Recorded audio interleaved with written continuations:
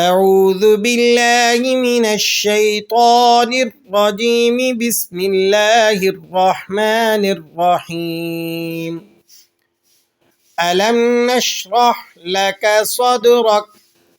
آج کے سبق میں ہم نے سورہ انشراح کو تجوید کے ساتھ سیکھنا ہے۔ ہم نے انشاءاللہ حرف اجرائے قواعد کے ساتھ اس سورت کو سیکھ لینا ہے، تو آخر تک سبق کو سنیے گا۔ الم نشرح لک صدرک، الم نشرح، میم ساکن ہے، میم ساکن کے 3 قاعدے ہیں۔ یہاں پر اظہار شفوی ہو رہا ہے۔ اظہار شفوی کہا جاتا ہے جب میم ساکن کے بعد میم یا با کے علاوہ کوئی بھی حرف آ جائے تو وہاں آپ نے میم کو خوب ظاہر کر کے پڑھنا ہوتا ہے۔ تو آپ نے یہاں پر الم نشرح، الم، میم کو واضح کر کے پڑھنا ہے، ٹھیک ہے۔ اسے کہا جاتا ہے اظہار شفوی۔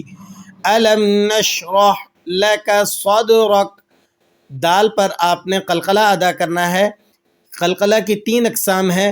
یہاں پر جو قلقلہ ہوگا اسے کہا جاتا ہے قلقلہ صغیرہ۔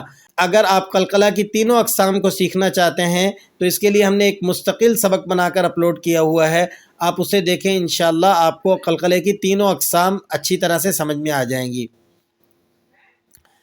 الم نشرح لک صدرک ووضعنا عنک وزرک، ووضعنا، دونوں واو کو آپ نے خوب واضح کر کے ادا کرنا ہے، اور غود کو آپ نے پر ادا کرنا ہے، حروف مستعلیہ میں سے ہے۔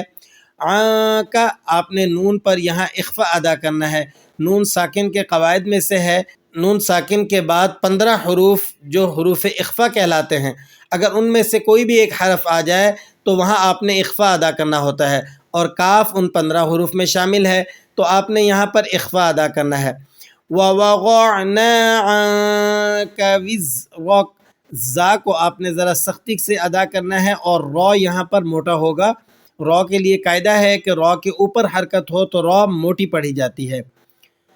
وَوَضَعْنَا عَنْكَ وِزْرَكَ الَّذِي أَنقَضَ ظَهْرَكَ، الذی، یہاں پر جو آپ نے مد ادا کرنا ہے اسے مد متصل کہا جاتا ہے۔ جب مد ایک کلمے میں ہو اور سبب مد دوسرے کلمے میں موجود ہو تو وہاں جو مد ادا کیا جاتا ہے اسے مد متصل واجب کہا جاتا ہے۔ اور قوف اور ضاد، آپ نے ان دونوں کو موٹا کر کے ادا کرنا ہے کیونکہ حروف مستعلیہ میں سے۔ اسی طرح وا کو بھی آپ پر کر کے موٹا کر کے ادا کریں گے، اور را بھی یہاں موٹی پڑی جائے گی کیونکہ را کے اوپر حرکت ہے۔ الذی انقض ظہرک ورفعنا لک ذکرک، را کو آپ نے موٹا کر کے ادا کرنا ہے، ورفعنا، عین کو آپ حلق سے ادا کریں گے، لک ذکرک، را کو آپ نے موٹا کر کے ادا کرنا ہے۔ اب کس طرح سے پڑھیں گے اس کو ذرا سا دہرا لیجئے ہمارے ساتھ۔ ورفعنا لک ذکرک، ورفعنا لک ذکرک فإن مع العسر یسرا، فإن، یہاں پر آپ غنہ ادا کریں گے، مع العسر، عین کو آپ نے لام سے ملاتے وقت لام کو ہلانا نہیں ہے۔ یہاں بہت بڑی غلطی ہوتی ہے کہ عین کو جب لام سے ملاتے ہیں تو ہلا کر پڑھتے ہیں، معل، معل، تو آپ نے اس کو ہلانا نہیں ہے۔ فَإِنَّ مَعَ الْعُسْرِ، را کو آپ باریک کر کے ادا کریں گے، یسرا، سین کو آپ نے باریک سیٹی کے ساتھ ادا کرنا ہے، اور را دو زبر رن کی جو تنوین ہے وقف کی حالت میں 2 زبر کی تنوین کو الف سے بدل دیا جاتا ہے۔ فَإِنَّ مَعَ الْعُسْرِ يُسْرًا، فَإِنَّ مَعَ الْعُسْرِ يُسْرًا، إِنَّ مَعَ الْعُسْرِ يُسْرًا، إِنَّ مَعَ الْعُسْرِ يُسْرًا، ایک ہی جیسی آیت ہے، سیم ہے، کوئی فرق نہیں ہے۔ فَإِذَا فَرَغْتَ فَانصَبْ، فَإِذَا فَرَغْتَ فَانصَبْ، فَإِذَا فَرَغْتَ فَانصَبْ، را اور غین دونوں کو آپ نے موٹا کر کے ادا کرنا ہے۔ فانصب، نون پر آپ یہاں اخفا ادا کریں گے، اور صوت کو جب آپ با سے ملائیں گے تو یہاں پر آپ نے قلقلہ ادا کرنا ہے.